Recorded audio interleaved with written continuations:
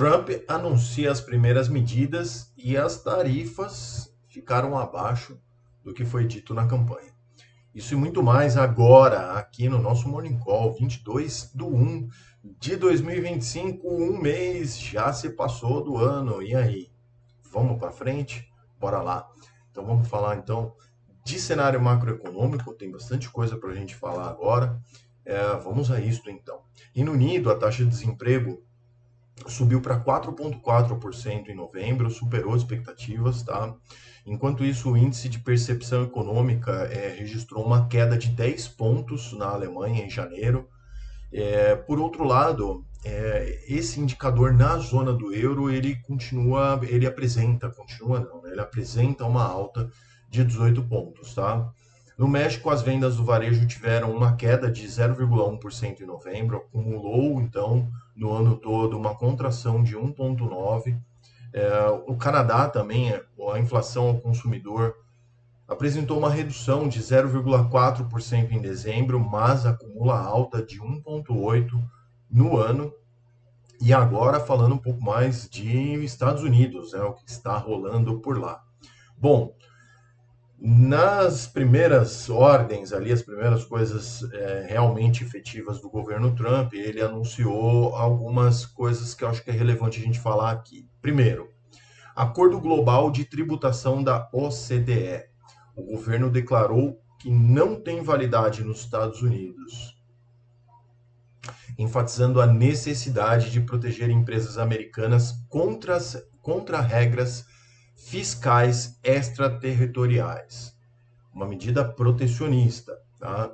Emergência 2, emergência nacional no setor de energia. Foi declarada emergência nacional devido à insuficiência de infraestrutura e produção energética doméstica. Ele já tinha falado isso já logo no discurso ali, comprometendo a segurança e elevando custos para consumidores. A medida visa expandir os recursos energéticos nacionais. Então, ele vai voltar a explorar principalmente petróleo e gás em terras americanas. Já havia sido isso, já era sabido. E aí o 3, Unleashed American Energy, focada em remover regulamentações para aumentar a exploração de recursos energéticos e minerais em terras federais, que é o que eu acabei de falar, cadeias de suprimento minerais críticos e promover a liberdade de escolha do consumidor, eliminando subsídios a veículos elétricos, chega de subsídios, todo mundo vai pagar o preço do carro de fato, e regulamentações restritivas. Isso ele disse também, que cada um escolheu o veículo que quisesse. 4. America First Trade Policy, ou seja, priorizando a economia local por meio de revisão de déficits comerciais, combate a práticas desleais, avaliação e análise de manipulação cambial. Entre as propostas está a criação de um serviço de arrecadação externa para as tarifas comerciais. Bom, em relação às tarifas, hoje, eu já li em outros veículos que ele sim já ameaçou a imposição de algumas tarifas, mas com percentuais menores do que foi anunciado na campanha ali, né? Então isso arrefeceu um pouco os ânimos aí do mercado. A gente vai seguir agora para as bolsas e falar um pouco da renda fixa, vocês vão entender. Bom, bolsas então. Asiáticas na terça-feira ficaram sem direção única. Em Hong Kong foi 0,91 para cima. Xangai, na China, ficou estável ali no terreno negativo, 0,05. E na Índia caiu, caiu 1,25. Europa também terminaram o dia com uma dinâmica mista. A Alemanha subiu 0,24. Eurostoxx ficou estável, 0,02 no terreno negativo. E o IBEX na Espanha teve queda de 0,14. Estados Unidos ficaram positivos. Dow Jones, a bolsa velha, subiu 1,4, enquanto o S&P fechou em alta de 0,88 e o Nasdaq subiu 0,58. No Brasil também acompanhou o desempenho das bolsas dos Estados Unidos. O pregão foi de alta, 0,39, fechou aos 123.338 pontos, corrigindo. Destaques de alta ficaram com Uzi Minas, subiu 5,36, Brava Energia 4,26 e as maiores quedas ficaram com BR Foods, caiu 6,61 e Marfrig caiu 4,04%. Bom, vamos lá para a renda fixa então. Nos Estados Unidos lá teve quedas significativas nos tesouros, né, no T10 e no T2. O 10 ficou em 4,57 e o de 2 anos subiu um pouquinho, né, para 4,29. Estava 4,23, enfim, não mudou muito, mas o T10 ele caiu de forma significativa. Bom, aqui a taxa de juros nessa terça-feira teve uma leve alta. O pregão foi de liquidez reduzida, né? Porque a gente estava com feriado nos Estados Unidos, enfim. Mas o DI janeiro de 26 recuou um pouquinho aqui, ficou em 14,92, enquanto nos vértices mais longos subiu um pouquinho. O de 31 fechou a 15%, né? Bom, depois do feriado lá nos Estados Unidos, o feriado do Martin Luther King, trouxe uma pressão inicial ali, né, na ausência de anúncios, porque estava em feriado lá, mas com um bom desempenho depois desses anúncios, o real acabou se valorizando frente a outras moedas emergentes. Ufa! Né? E ajudam a conter aí o movimento na curva de juros, tá? O leilão do governo de NTNBs, né, IPCA+, teve uma boa aceitação, 97% do volume ofertado foi vendido. As taxas tenham ficado em alta também, ajudou em relação ao último dia.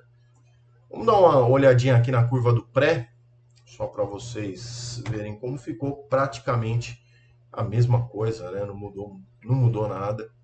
Então, é isso.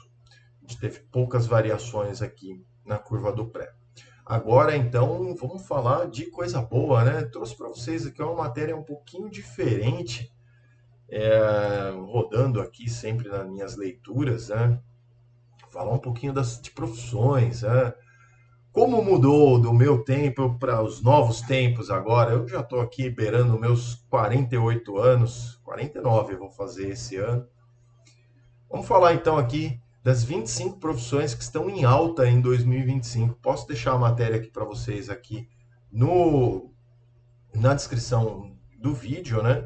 Mas enfim, não vou ficar lendo muito aqui a matéria, vou só olhar aqui um pouquinho mais para as carreiras, mas essa matéria visa aqui a falar um pouquinho mais da metodologia, quais setores devem dominar, por exemplo, o tech, né, deve dominar, profissões ligadas à tecnologia da informação.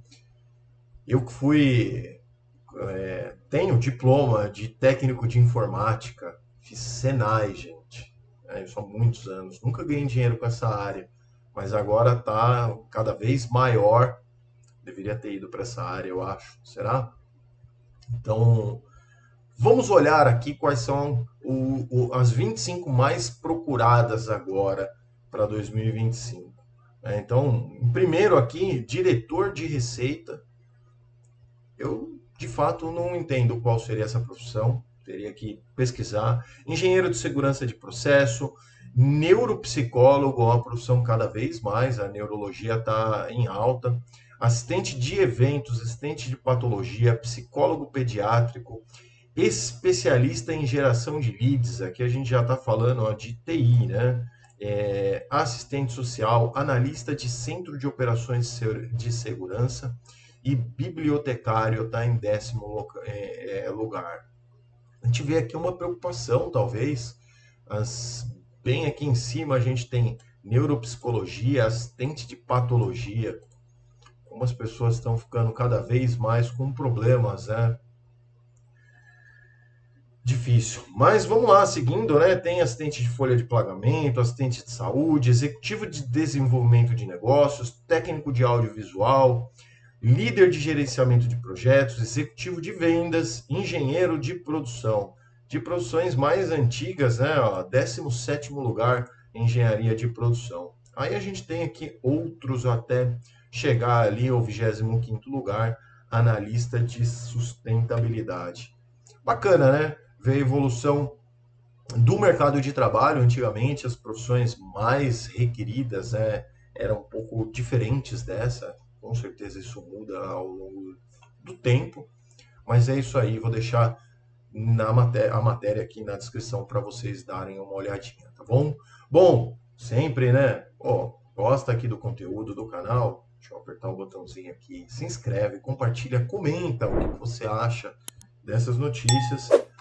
E lógico, né? Nossa meta pessoal que estendo a vocês, conto com você, hein? Você aí do outro lado, é um botãozinho de nada, você já está inscrito aqui conosco e segue aqui tendo informações de qualidade para começar bem o seu dia. Nos vemos então agora às 17 horas no Radar FI, que é o nosso informativo diário aqui de fundos imobiliários. Fico por aqui por hoje, aqui no Morning Call. Um forte abraço a todos. Tchau. Here we go.